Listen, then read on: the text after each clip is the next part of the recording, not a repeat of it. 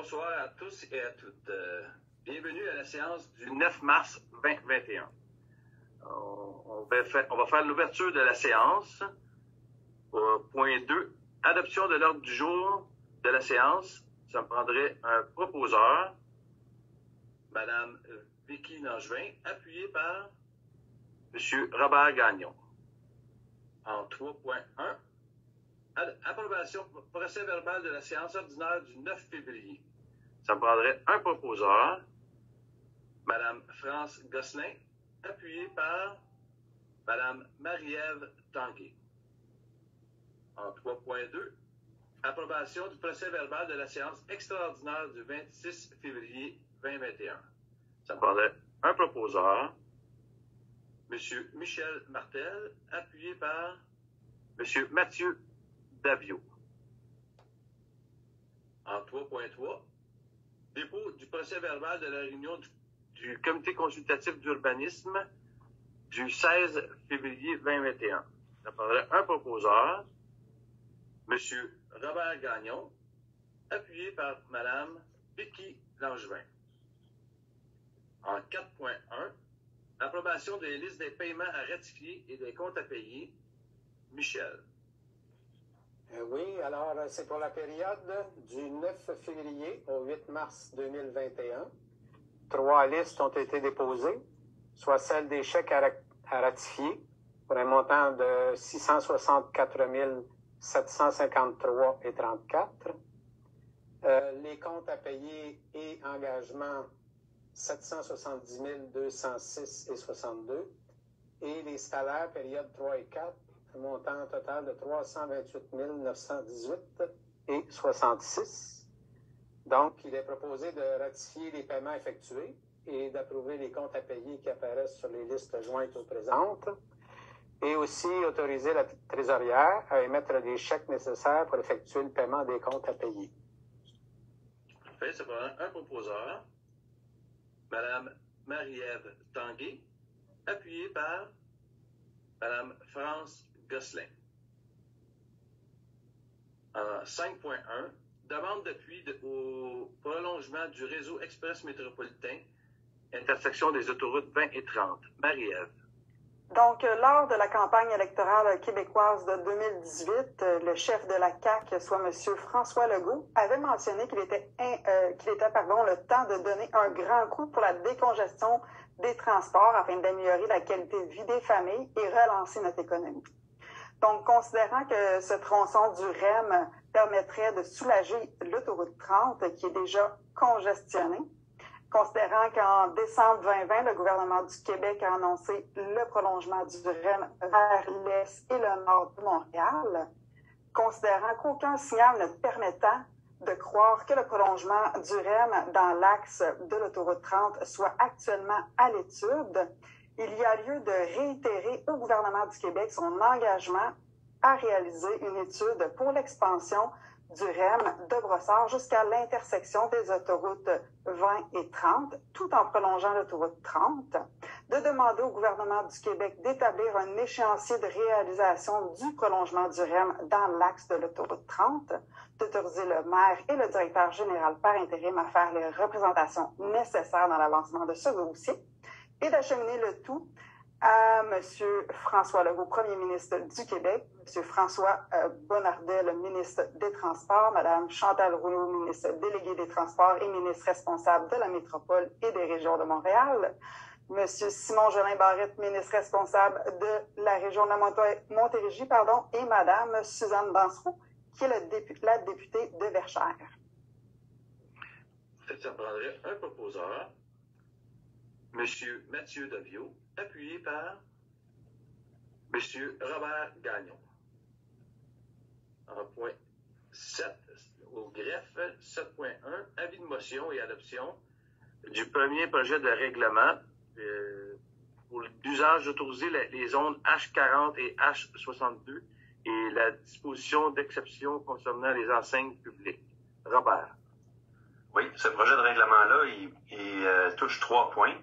Le premier, c'est afin de permettre la construction de bâtiments d'habitation de 2 à 4 logements en structure jumelée, alors qu'actuellement, ces bâtiments H2 sont permis en structure isolée. donc dans la zone H40. Le deuxième point, c'est de permettre la construction de bâtiments d'habitation unifamiliales à structure isolée, alors qu'actuellement, ces bâtiments H1 sont permis qu'en structure jumelée à la zone H62. On peut dire aussi que dans cette zone-là, il y a d'autres habitations isolées également, donc ça va bien arrimer le décor. Puis le dernier point, c'est pour ajouter des dispositions d'exception relativement au domaine d'application des normes relatives aux enseignes. Donc essentiellement là-dedans, c'est d'exclure les enseignes émanant de compétences fédérales, provinciales ou municipales des normes présentement en vigueur. Donc, je donne l'avis de motion de la présentation du premier projet de règlement numéro 712-29-2020, intitulé « Règlement modifiant le règlement de zonage 712-00-2013 » afin d'ajouter des catégories d'usage autorisées aux zones H40 et H62, ainsi que d'ajouter des dispositions d'exception concernant les enseignes publiques. Il est donc proposé d'adopter tel que présenté le premier projet de règlement 712-29-2020, intitulé « Règlement modifiant le règlement de zonage 712-00-2013 » afin d'ajouter ces catégories d'usage autorisés dans les zones H40 et H62, ainsi que d'ajouter des dispositions d'exception concernant les enseignes publiques. Et d'assujettir ce projet de règlement à une consultation écrite de 15 jours, annoncée préalablement par un avis public en remplacement de l'Assemblée publique de consultation, conformément à la loi. Ça prendrait un proposeur, Mme Vicky Langevin, appuyée par M. Michel Martel. Alors, 7.2, approbation de la liste vente pour non-paiement des taxes. Vicky. Alors ici, c'est un point qui revient à chaque année. Donc, considérant que la MRC de Marguerite-Douville doit prochainement entamer le processus de la mise en vente d'immeubles du territoire de Saint-Amable pour non-paiement de taxes. Et il y a lieu le conseil doit approuver cette liste-là. Alors, il y a lieu d'approuver la liste. Sur notre territoire, il y a seulement trois propriétés, donc sur la rue Cormoran, Saint-Joseph et sur la rue d'Albé. Alors, c'est ici, donc, on vient tout simplement approuver cette liste-là qu'on va remettre par la suite à la MRC Marguerite-Douville pour procéder. Parfait. Ça prendrait un proposeur, M. Mathieu Davio, appuyé par M. Robert Gagnon. En 7.3, approbation des règlements pour l'intermunicipal de l'eau potable Varennes-Sainte-Julie-Saint-Amable. Michel. En vertu de l'entente intermunicipale qui est intervenue entre les villes de Varennes, Sainte-Julie et la municipalité de la ville de Saint-Amable le 13 février 1990, la régie doit pourvoir à l'exploitation, opération, réfection, amélioration du système d'aqueduc intermunicipal. Il est maintenant devenu nécessaire de procéder à des travaux de réfection au réservoir de distribution surélevée d'une capacité de 2273 mètres cubes d'eau. Considérant que ces travaux nécessiteront une dépense totale de 1 675 000, considérant aussi que la régie ne dispose pas des sommes nécessaires pour réaliser ces travaux et qu'il y a lieu de décréter un emprunt à cet effet, il est résolu d'approuver le règlement 51 qui a été adopté par la Régie intermunicipale de l'eau potable Varennes, Sainte-Julie, Saint-Amable. Parfait. Ça prendrait un proposeur, M. Mathieu Davio, appuyé par Mme Marie-Ève Tanguay. En 7.4, adoption du règlement afin de modifier l'article 51, véhicules tout-terrain, motoneige et motocross. Michel. L'article 51 du règlement 693-00-2012 est écrit comme suit. Véhicules tout-terrain, motoneige, motocross.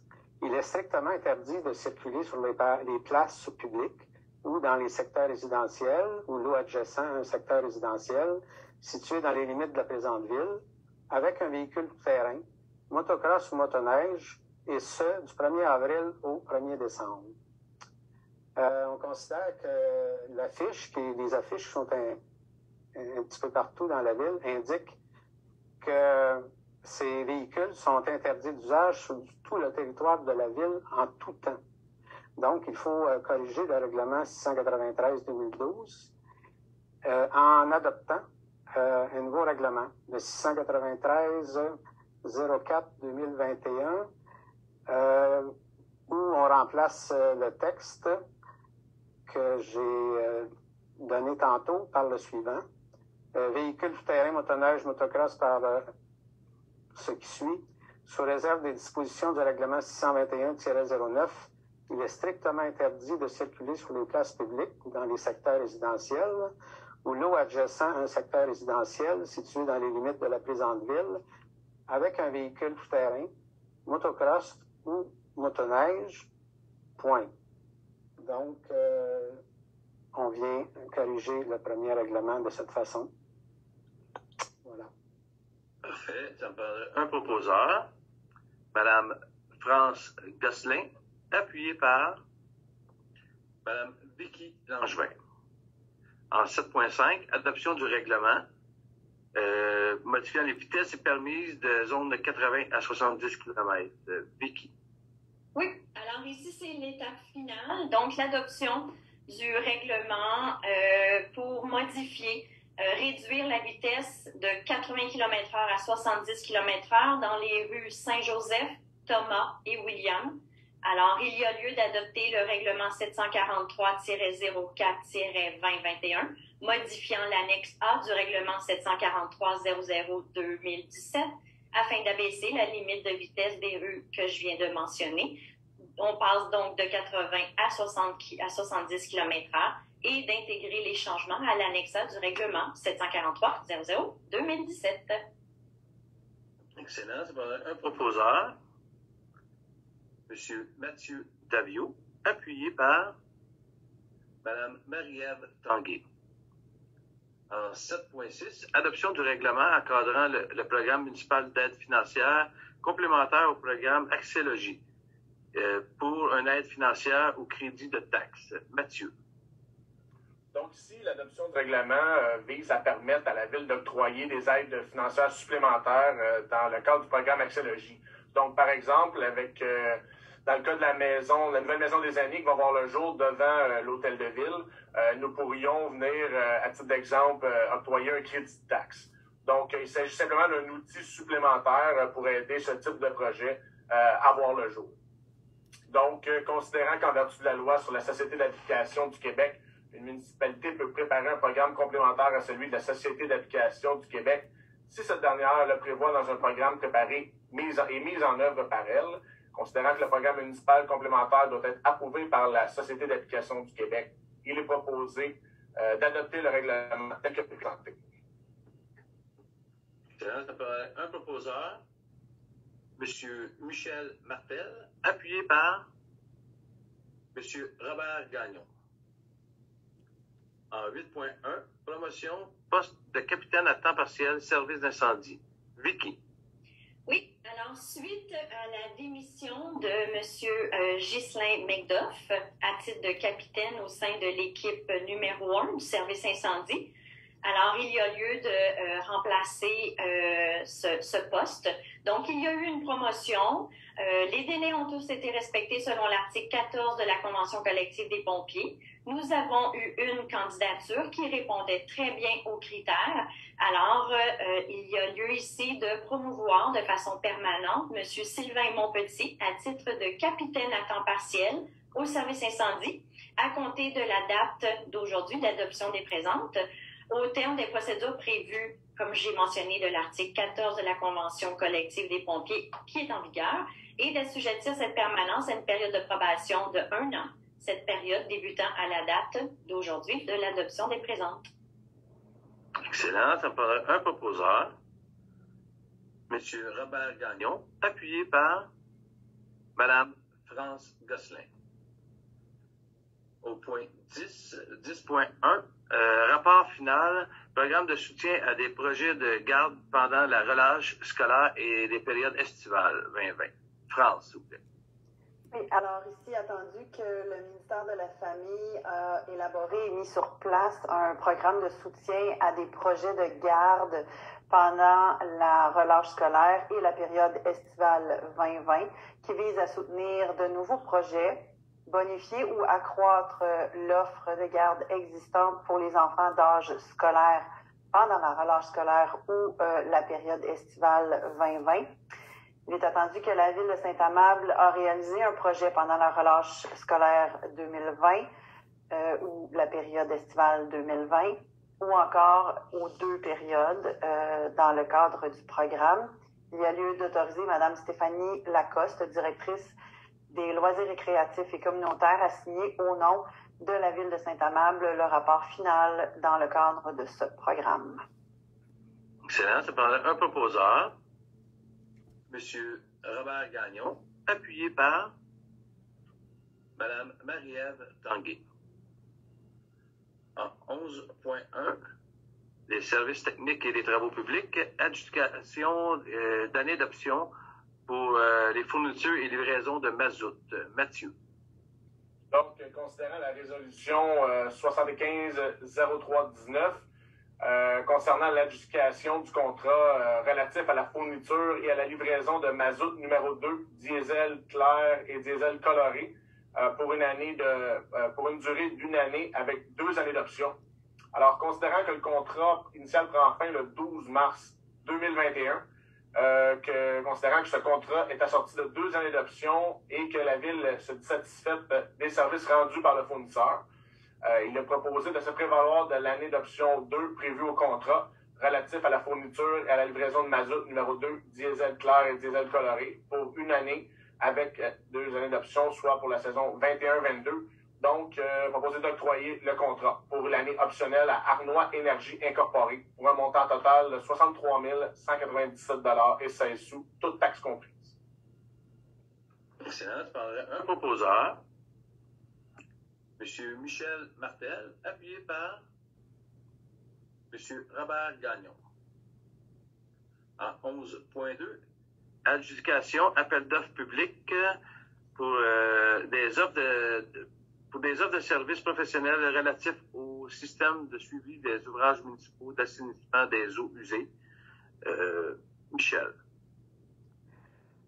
Oui, un appel d'offres public a été diffusé dans SEAO et dans la revue Constructo par les services techniques et travaux publics de la Ville de Saint-Amable pour la gestion du système qu'on appelle SOMAE, pour l'échantillonnage, les mesures et les analyses d'échantillons d'eau potable et d'eau usée des étangs aérés pour une période de 3 ans avec 2 années d'option. Le prix soumis pour 5 ans a été de 196 549,82, toutes taxes incluses. Le prix pour 3 ans, 115 793,73, toutes taxes incluses. Considérant qu'on a utilisé un système de pondération et d'évaluation des offres, tel que prévu par la loi, considérant qu'au terme d'un processus, ce processus de pondération et d'évaluation des offres tenues conformément à la loi, le seul soumissionnaire conforme était Aquatec, Société de gestion de l'eau incorporée. Il est donc prévu d'adjuger le contrat APP 21001-GE concernant les services professionnels relatifs au système de suivi des ouvrages municipaux d'assainissement des eaux usées, pour les eaux usées et pour l'eau potable, pour une période de 3 ans, au soumissionnaire titulaire de la meilleure note finale, soit 6,92, à l'issue du processus de pondération et d'évaluation des offres certifiées par la signature du secrétaire du comité d'évaluation, donc soit Aquatec, Société de gestion et de l'eau incorporée, pour le montant de 115 793,73, toutes taxes comprises. Excellent. Ça prendrait un proposeur, Mme France Gosselin, appuyée par Mme Vicky Langevin. En 11.3, rejet des soumissions pour construction d'un toit permanent au-dessus d'une dalle de béton existante. France. Alors, considérant l'appel d'offres public APP-21-011-TP qui a été diffusé dans le site SEAO et dans la revue Constructo par les services techniques et travaux publics pour la construction d'un toit permanent au-dessus de la dalle de béton existante au parc Le Rocher, considérant l'estimation établie à 1 894 465 taxes incluses, considérant les résultats des soumissions lors de l'ouverture de cette dernière. Nous avons eu 2 soumissionnaires à des montants plus élevés que le budget que nous avions alloué. Alors, considérant ce dépassement, il y a lieu de rejeter toutes les soumissions reçues dans le cadre de l'appel d'offres public APP-21-011-TP, construction d'un toit permanent au-dessus d'une dalle de béton existante pour des considérations budgétaires. Cependant, j'ajoute une petite note que je tiens à préciser, en fait, que nous poursuivons l'objectif de la réalisation de ce projet en considérant le montant du budget disponible. D'ailleurs, des pistes de solutions ont déjà été identifiées. Alors, on continue. Merci beaucoup, France. Excellent. J'en parle un proposeur, Mme Marie-Ève Tanguay, appuyée par M. Mathieu Daviau. En 11.4, adjudication et autorisation de paiement pour les fournitures de sulfate d'aluminium pour l'année 2021, la Régie intermunicipale de l'eau potable de Varennes, Sainte-Julie et Saint-Amable. Michel. La Ville de Saint-Amable a pris part à un appel d'offres public lancé par la Régie intermunicipale de l'eau potable Varennes, Sainte-Julie, Saint-Amable pour l'achat regroupé de sulfate d'aluminium, ce qu'on appelle de l'ALUN, pour le traitement des eaux pour l'année 2021. La RIEP, la Régie, a jugé le contrat au nom de tous les membres de la RIEP à l'entreprise Kemira Water Solutions Canada Inc. au prix de 27,4 le kilogramme liquide. En conséquence, il est proposé d'entériner l'adjudication par la Régie intermunicipale de l'eau potable Varennes-Sainte-Julie-Saint-Amable, la RIEP, au moyen de sa résolution 20-5209 du contrat de fourniture de sulfate d'aluminium pour le traitement des eaux sanitaires pour l'année 2021 à la compagnie Kemira Water Solutions Canada Inc. pour le tarif de 20 sous,4 de kilogramme liquide. Aussi autorisé dans le cadre de ce contrat, portant numéro interne APP 21-014-TP, le paiement d'un montant maximal de 27 077,10 $, toutes taxes comprises. Excellent. Je parlerai un proposeur, M. Mathieu Daviau, appuyé par Mme France Gosselin. En 11.5, adjudication de contrat, appel d'offres sur les services de nettoyage des postes de pompage du camion vacuum et à pression.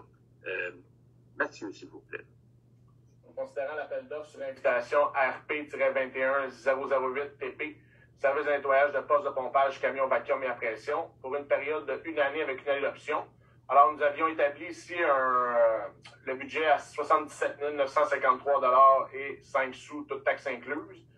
Donc, considérant la conformité des soumissions ci-dessous et considérant le résultat des soumissions lors de l'ouverture de ces dernières, nous avons réalisé une belle économie. Donc, la firme qui remporte la soumission est Beauregard Environnement LT à 39 666 et 38 sous, toutes taxes comprises. Donc, c'est un bon coup ici. Alors, il est proposé d'adjuger le contrat RP 21-008-TP, service de nettoyage de poste-pompage camion vacuum à pression pour une année, à savoir l'année 2021-2022, au plus bas soumissionnaire conforme, soit Beauregard Environnement LT, pour un montant de cette année de 19 833 et 19 sous, toutes taxes comprises, et d'imputer cette dépense au poste budgétaire 02 04 15 50-521. Excellent. Je prendrai un proposeur, Mme France Gosselin, appuyée par M. Michel Martel. En 11.6, octroi de contrat entretien du réseau d'éclairage des rues pour une durée d'1 an avec 4 années d'option. Vicky. Oui, alors ici, c'est une résolution pour l'année d'option 1.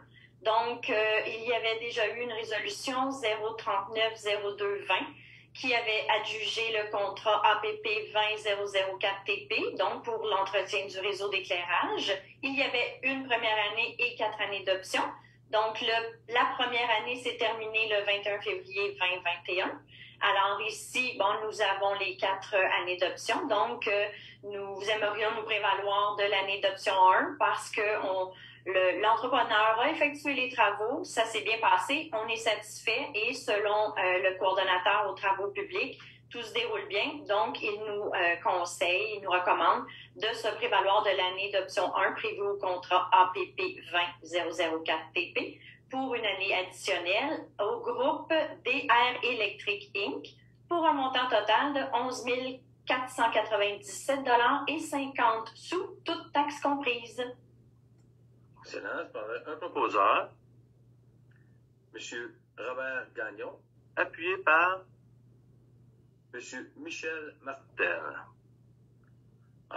11.7, autorisation de signature pour contrat de déneigement, d'éclairage et de transport de neige de la rue principale avec le ministère des Transports et de la mobilité durable et de l'électrification des transports. Mathieu. Donc, comme plusieurs le savent, la rue principale est sous la juridiction du ministère des Transports. Donc, dans le cas du déneigement, nous avons 2 options sur la table. Donc, celle où le déneigement incombe au ministère des Transports, c'est eux qui réalisent les travaux, ou ils nous offrent un montant forfaitaire pour qu'on prenne en charge le déneigement de la rue principale. Donc, c'est ce que nous avons décidé de prendre comme option depuis déjà quelques années. Donc, on préfère s'occuper nous-mêmes via notre fournisseur de déneigement de la rue principale pour un meilleur contrôle de la qualité. Donc, ici, l'autorisation de signature vise à réentériner cette entente. Donc, considérant le sommaire décisionnel du coordonnateur des travaux publics, il est proposé d'autoriser le directeur général par intérim pour et au nom de la Ville de Saint-Amable le contrat de déneigement de la rue principale avec le ministère des Transports, de la mobilité durable et de l'électrification des transports et à effectuer toute modification mineure jugée nécessaire. Ça parle un proposeur, M. Michel Martel, appuyé par M. Robert Gagnon. En 12.1, un dépôt rapport d'activité de la trésorière. Marie-Ève. Donc, conformément à l'article 513 de la loi sur les élections et les référendums dans les municipalités, la trésorière dépose un rapport de ses activités pour l'exercice financier de 2020, donc pour dépôt seulement. Excellent. 13.1. 13.1 à 13.6, on va regrouper ces points. C'est des demandes de dérogation mineure. Je cède la parole à M. Robert. Oui, pour le 13.1, ça concerne le 783 de la rue Joliette-Nord.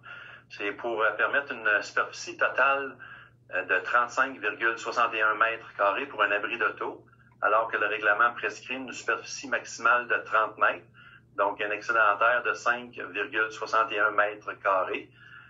Dans ce cas-ci, c'est pour un prolongement qui est nécessaire là, pour optimiser l'accès en fauteuil roulant pour un occupant, un enfant de cette maison-là.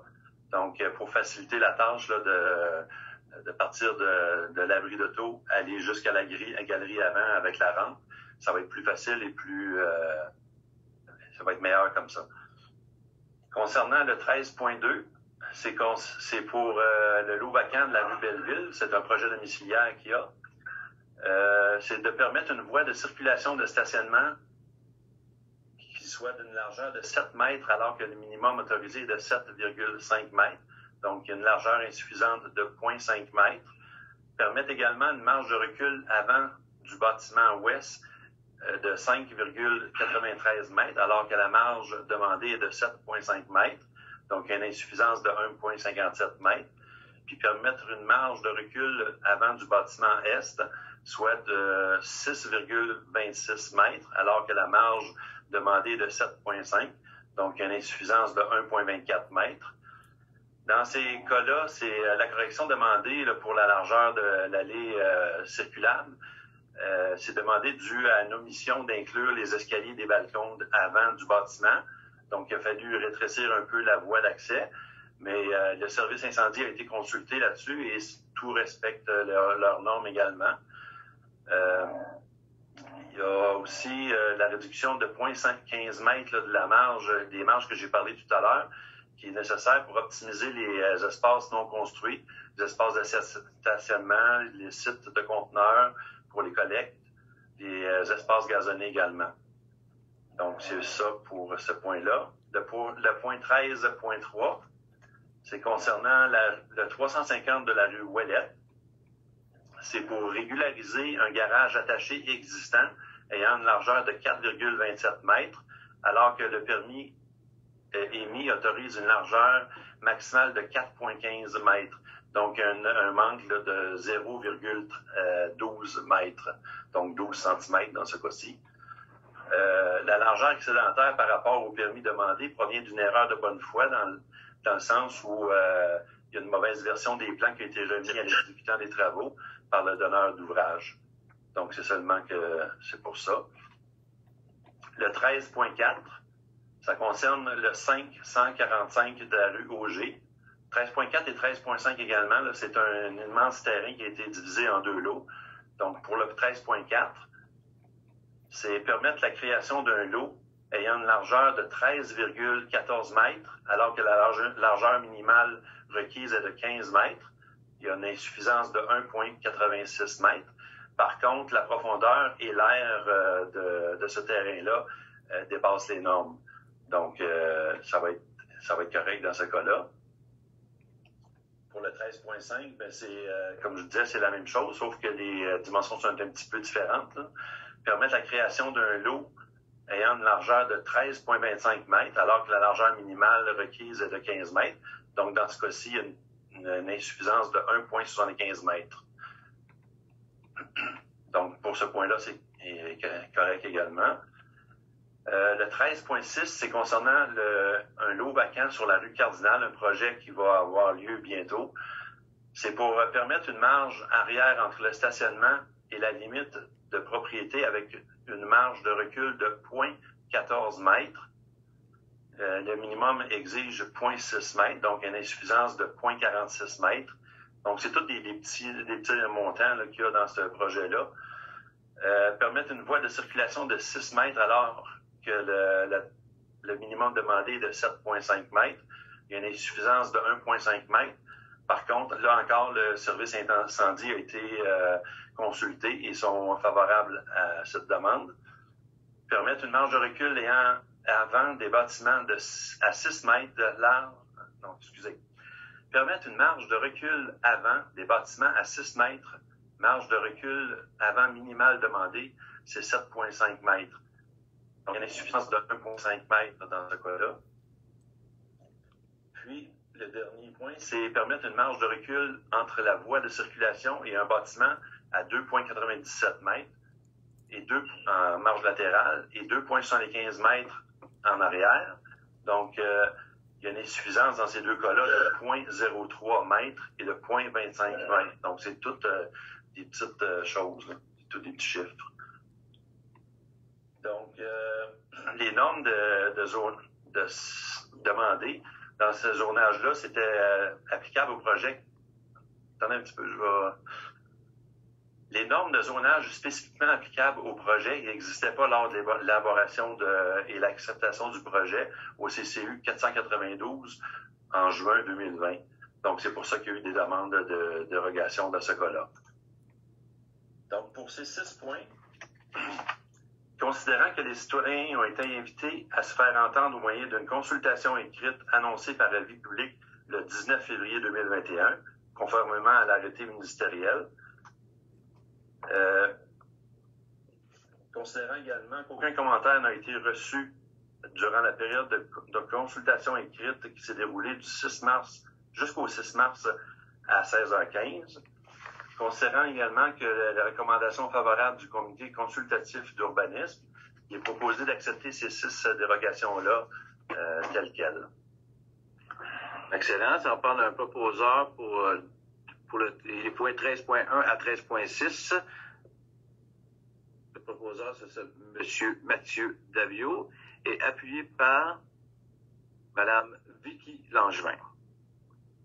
En 13.7, demande d'approbation d'un plan d'implantation et d'intégration architecturale pour la rue Cardinal, France.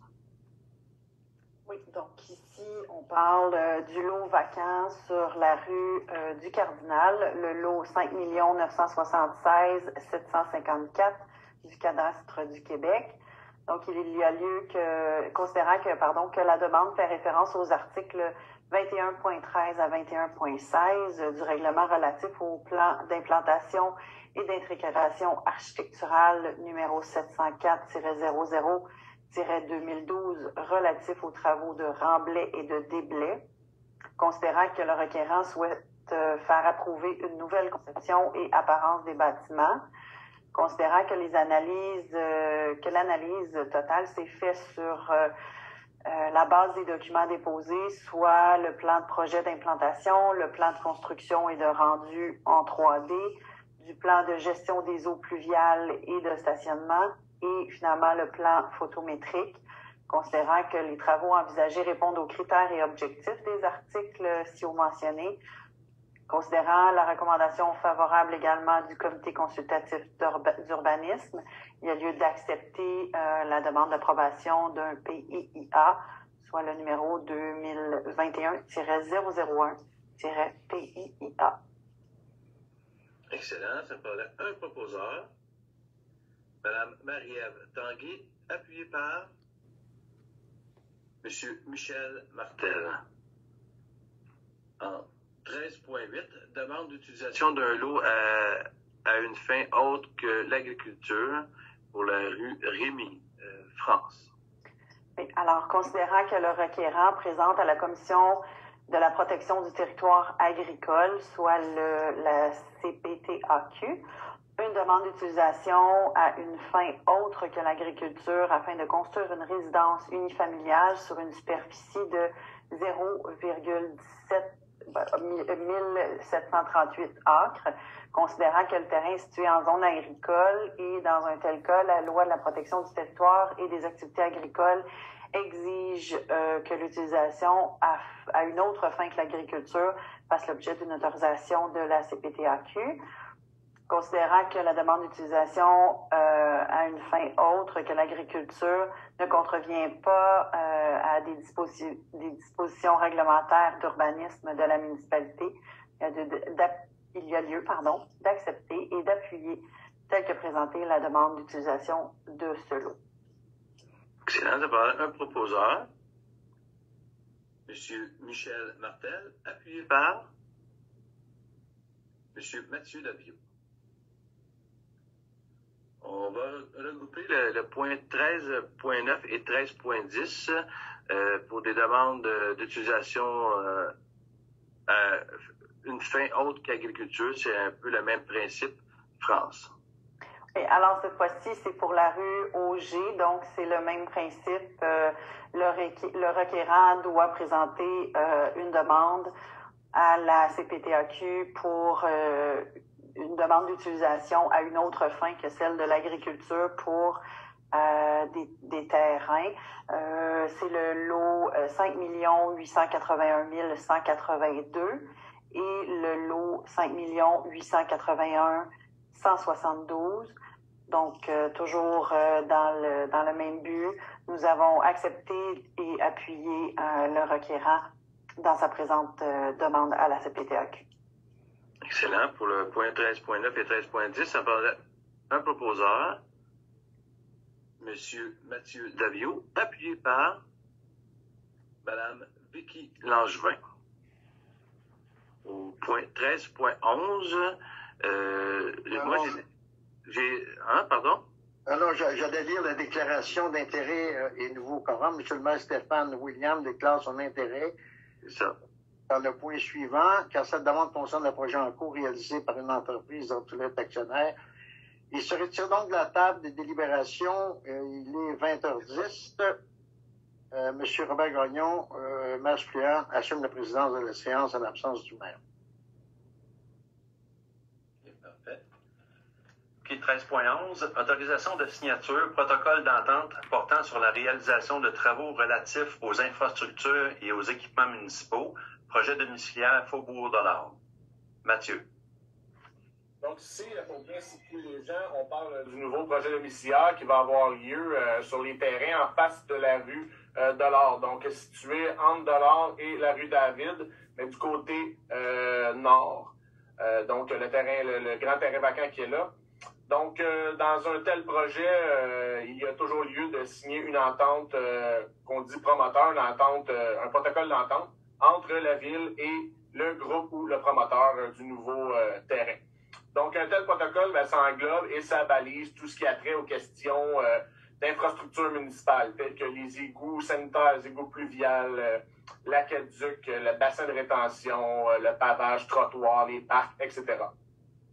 Donc, dans le projet présent, on parle d'un projet qui aura 3 phases et qui aura 73 unités qui sera développées par 2 groupes de promoteurs.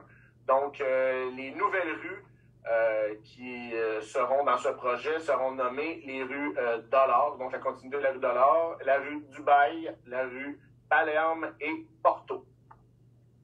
Donc, considérant que le promoteur souhaite réaliser la construction d'un développement immobilier intitulé Faubourg-de-l'Arbre, considérant que le projet a été soumis et accepté avec conditions par le conseil municipal au moyen de la résolution numéro 186-07-20 relativement au règlement numéro 704-00-2012 et ses amendements relatifs au plan d'implantation et d'intégration architecturale, considérant que le promoteur désire exécuter les travaux municipaux et en acquitter directement les coûts sous la supervision et la coordination de la ville, considérant qu'il y a lieu de signer une entente portant sur la réalisation de travaux relatifs aux infrastructures et aux équipements municipaux, conformément au règlement 689-00-2012 et à ses amendements.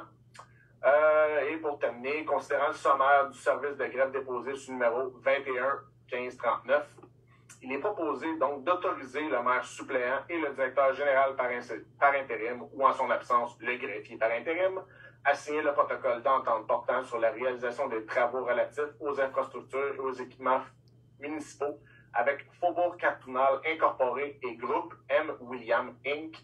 relativement au projet domiciliaire Faubourg-de-l'Arbre ainsi que tous les documents requis pour y donner effet et y apporter toute modification jugée nécessaire. On va prendre un proposeur, M. Michel Martel, et appuyé par Mme Vicky Langevin. On peut faire venir Stéphane. Oui, M. le maire regagne son siège à 20h13.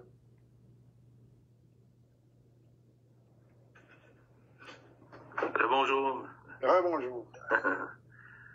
On est rendu à la fin. On avait des points d'information avant la période de questions. Dans la période de questions, il n'y avait pas de questions pour ce mois-ci. On va passer directement au point d'information. Robert, pour les statistiques. Oui, concernant le nombre de permis et certificats émis, en date d'aujourd'hui, depuis le 1er janvier, on a eu 58 de permis et certificats d'émis pour un total de 2 599 705. Comparativement à l'an passé, à pareille date, pour le même nombre de jours, on a une petite diminution, 34 permis d'émis pour un montant total de 3 149 515. Donc, on a un recul d'à peu près 600 000 $. Puis, ça a créé 8 nouveaux logements. Merci. Pour France, pour les prêts à la bibliothèque, s'il vous plaît. Oui, donc c'est simplement pour informer la population que la bibliothèque reprendra le service de livraison des prêts ou autres médias pour les personnes âgées ou les citoyens qui sont pas en mesure de se déplacer. C'était une initiative qui avait été développée au début de la COVID. On l'a mis sur pause. Il y a eu les prêts hors mur, mais là, maintenant, on reprend les services de livraison, donc personnes âgées ou personnes à mobilité réduite, des gens qui ont de la difficulté à se rendre sur place, ils peuvent téléphoner à la bibliothèque, puis on va aller leur livrer les prêts de livres ou d'autres médias. Voilà. Parfait, merci beaucoup. Marie-Ève, pour les emplois pour les étudiants. Donc, nous sommes présentement en période de recrutement pour recruter des étudiants dans différents services. Donc, il y a au service de l'urbanisme, aux loisirs, aux travaux publics aussi. Donc, les candidatures, nous sommes en recherche de candidatures, donc le service de recrutement est présentement en cours. J'en profiterai aussi pour mentionner que nous sommes aussi en processus de recrutement pour une adjointe administrative. Donc, on peut retrouver toute l'information en lien avec ces postes-là, soit sur le site Internet à la section carrière, ou aussi on peut regarder le tout là, via la page Facebook de la Ville. Merci beaucoup, Marie-Ève. Comme j'ai dit tantôt, il n'y avait pas de questions, donc on est rendu à la levée de la séance. Ça me prendrait un proposeur, M. Michel Martel, appuyé par Madame France Gosselin. Merci beaucoup. Bonne soirée.